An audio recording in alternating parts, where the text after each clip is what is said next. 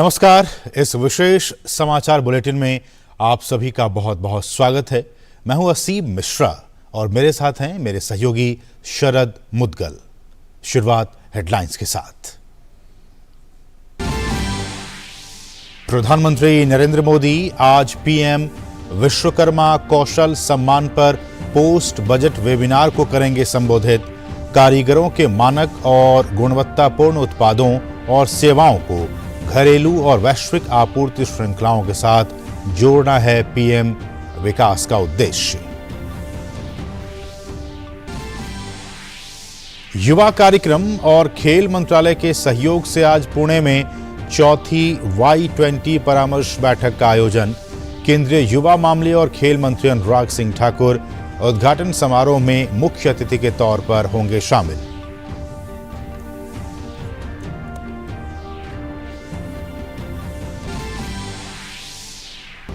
दिल्ली आबकारी नीति में कथित अनियमितताओं से जुड़े मनी लॉन्ड्रिंग मामले में तेलंगाना के मुख्यमंत्री केसीआर की बेटी के कविता की आज ईडी के सामने होगी पेशी।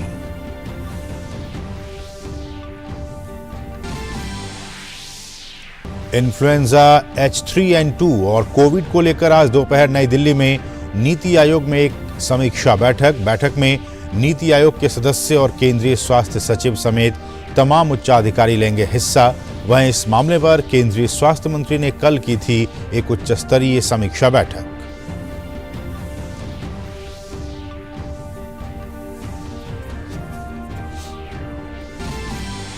और अहमदाबाद टेस्ट का आज तीसरा दिन। भारत ने दूसरे दिन का खेल समाप्त होने तक बिना किसी नुकसान के बनाए 36 रन। वहीं ख्वाजा और कैमरून ग्रीन की बदौलत ऑस्ट्रेलिया ने पहली पारी में बनाए 480 रन।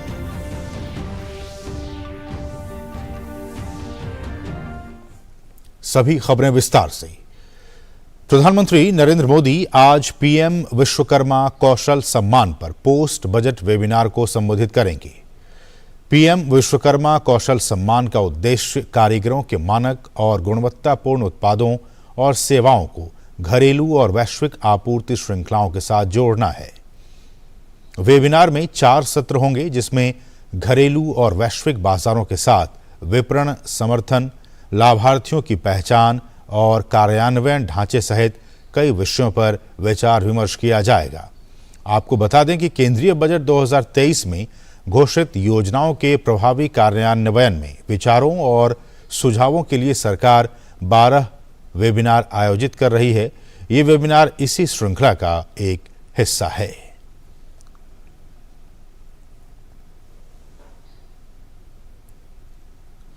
केंद्रीय युवा कार्यक्रम और खेल मंत्रालय के सहयोग से चौथी यूथ 20 परामर्श बैठक आज पुणे में आयोजित की जाएगी। केंद्रीय युवा कार्यक्रम एवं खेल और सूचना एवं प्रसारण मंत्री अनुराग सिंह ठाकुर उद्घाटन समारोह के मुख्य अतिथि होंगे। चौथी यूथ 20 परामर्श बैठक का विषय शांति निर्माण और सुलह, युद्ध रहित युग की शुरुआत, वसुधैव कुटुंबकम का दर्शन है। संगोष्ठी के 6 उप विषय हैं, जिसमें संघर्ष के समाधान में एक उत्प्रेरक के रूप में भारत में विकास की राजनीति, जलवायु से संबंधित कार्रवाई, लैंगिक आधार पर होने वाले संघर्ष और सुधार, शिक्षा, सामाजिक परिवर्तन के लिए कानूनी सुधारों की आवश्यकता और भविष्य के कार्य शामिल हैं। परामर्श बैठक में दर्शकों में युवा प्रतिनिधि, प्रतियोगिताओं के विजेता, भारत और G20 देशों के अतिथि और छात्र शामिल होंगे। इन विचार विमर्शों के माध्यम से युवा प्रतिभाओं को प्रेरित किया जाएगा और अंतर्राष्ट्रीय सहयोग और समझ को बढ़ावा मिलेगा। दिल्ली आबकारी नीति में कथित अनियमितताओं से जुड़े मनी लॉन्ड्रिंग मामले में तेलंगाना के मुख्यमंत्री के चंद्रशेखर राव की बेटी के कविता की आज ईडी के सामने पेशी होगी। इससे पहले केंद्रीय जांच ब्यूरो ने मामले में भारत राष्ट्र समिति के नेता से हैदराबाद में 7 घंटे से अधिक समय तक पूछताछ की थी। कविता को यह समन हैदराबाद के व्यवसायी अरुण रामचंद्र पिल्लई को सोमवार रात इस मामले में गिरफ्तार किए जाने के बाद भेजा गया है। दिल्ली की एक अदालत ने मंगलवार को पिल्लई को 13 मार्च तक ईडी की कस्टडी में भेज दिया। इसके अलावा इस मामले में शराब कारोबारी अमनदीप ढल को भी 21 मार्च तक न्यायिक हिरासत में भेज दिया गया है। ईडी ने दिल्ली आबकारी नीति मामले में कथित अनियमितताओं संबंधी मनी लॉन्ड्रिंग जांच के सिलसिले में अरुण रामचंद्रन पिल्लई को गिरफ्तार किया था। ईडी का आरोप है कि पिल्लई ने साउथ ग्रुप से 100 करोड़ रुपए की रिश्वत दिल्ली में आम आदमी पार्टी को पहुंचाने के वास्ते सांठगांठ की थी। देश में इन्फ्लुएंजा H3N2 और कोविड की स्थिति को लेकर आज दोपहर करीब 1 बजे नीति आयोग में एक समीक्षा बैठक बुलाई गई है।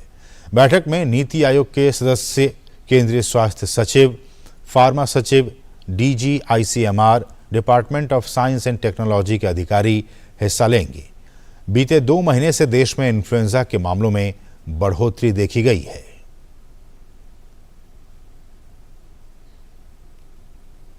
वहीं देश में H3N2 इन्फ्लुएंजा वायरस के बढ़ते मामलों को देखते हुए केंद्रीय स्वास्थ्य मंत्री मनसुख मांडविया ने कल एक उच्चस्तरीय समीक्षा बैठक की। मनसुख मांडविया ने ट्वीट कर कहा कि H3N2 इन्फ्लुएंजा वायरस के बढ़ते मामलों को देखते हुए समीक्षा बैठक की, राज्यों को सतर्क रहने और स्थिति की बारीकी से निगरानी करने के लिए दिशा निर्देश जारी की गई है। भारत सरकार स्थिति से निपटने के लिए राज्यों के साथ काम कर रही है। सार्वजनिक स्वास्थ्य उपायों के लिए राज्य सरकार हर संभव सहयोग कर रही है।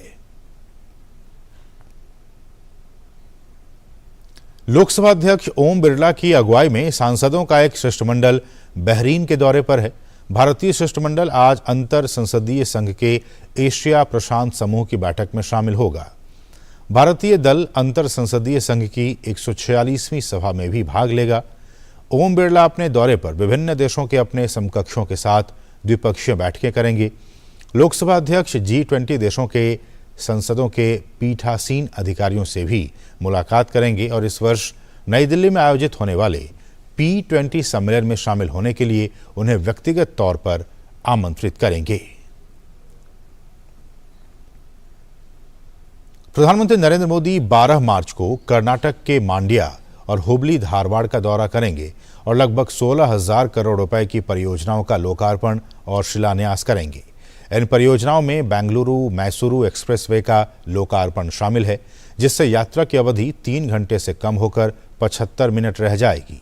इसके साथ ही प्रधानमंत्री मैसूरू खुशालनगर 4 लेन राजमार्ग का शिलान्यास और IIT धारवाड़ राष्ट्र को समर्पित करेंगे। दरअसल फरवरी 2019 में PM मोदी ने परियोजना की आधारशिला रखी थी। इसके साथ ही श्री सिद्धारूढ़ स्वामी जी हुबली स्टेशन पर दुनिया के सबसे लंबे रेलवे प्लेटफॉर्म का लोकार्पण और पुनर्विकसित होसपेटे स्टेशन को भी राष्ट्र को समर्पित करेंगे, जिसे हम्पी स्मारकों के अनुरूप डिजाइन किया गया है।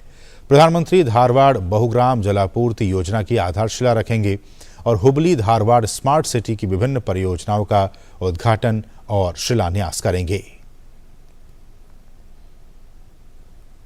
भारत और ऑस्ट्रेलिया के बीच टेस्ट सीरीज का चौथा और आखिरी मैच अहमदाबाद के नरेंद्र मोदी स्टेडियम में खेला जा रहा है। मुकाबले के तीसरे दिन आज भारतीय टीम 36 रन से आगे खेलना शुरू करेगी। इससे पहले दूसरे दिन का खेल समाप्त होने तक भारत ने अपनी पहली पारी में बिना कोई विकेट गंवाए 36 रन बनाए थे। फिलहाल कप्तान रोहित शर्मा 17 रन और शुभमन गिल 18 रन बनाकर नाबाद हैं। टीम इंडिया भी ऑस्ट्रेलिया से 444 रन पीछे है। इससे पहले ऑस्ट्रेलिया की पहली पारी 480 रन पर समाप्त हुई थी। ऑस्ट्रेलिया के लिए उस्मान ख्वाजा ने 180 रन और कैमरून ग्रीन ने 114 रन की शानदार पारी खेली। वहीं महिला प्रीमियर लीग में आज गुजरात जायंट्स और दिल्ली कैपिटल आमने सामने होंगी। टूर्नामेंट में दोनों टीमों ने अब तक 3-3 मैच खेले हैं, जिसमें दिल्ली कैपिटल्स को 2 मुकाबलों में जीत मिली है। अंक तालिका की बात की जाए तो दिल्ली 4 अंक के साथ दूसरे पायदान पर है, जबकि गुजरात जायंट्स को 3 मुकाबले में से केवल 1 में ही जीत हासिल हुई है और टीम अंक तालिका में चौथे स्थान पर है। ऐसे में गुजरात जायंट्स की कोशिश आज के मैच को जीतकर टूर्नामेंट में अपनी स्थिति सुधारने की होगी। और महिला प्रीमियर लीग के 8वें मुकाबले में कल यूपी वॉरियर्स ने रॉयल चैलेंजर्स बैंगलोर को 10 विकेट से हरा दिया। यूपी के इस टूर्नामेंट में 3 मैचों में ये दूसरी जीत है। वहीं आरसीबी को लगातार चौथे मैच में हार का सामना करना पड़ा।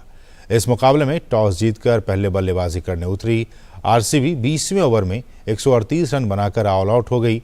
वहीं जवाब में यूपी वॉरियर्स ने 13 ओवर में बिना किसी नुकसान के 139 रन बनाकर मैच को अपने नाम कर लिया। यूपी के लिए कप्तान एलिसा हिली और देविका वैद्य ने पहले विकेट के लिए 139 रनों की साझेदारी की। एलिसा हिली अपने शतक से चूक गई, वो 47 गेंद पर 96 रन बनाकर नाबाद रही। तो इसके साथ इस विशेष समाचार बुलेटिन में बस इतना ही, लेकिन आगे आप देख सकते हैं हमारी विशेष प्रस्तुति डीडी प्रीमियर्स। नमस्कार।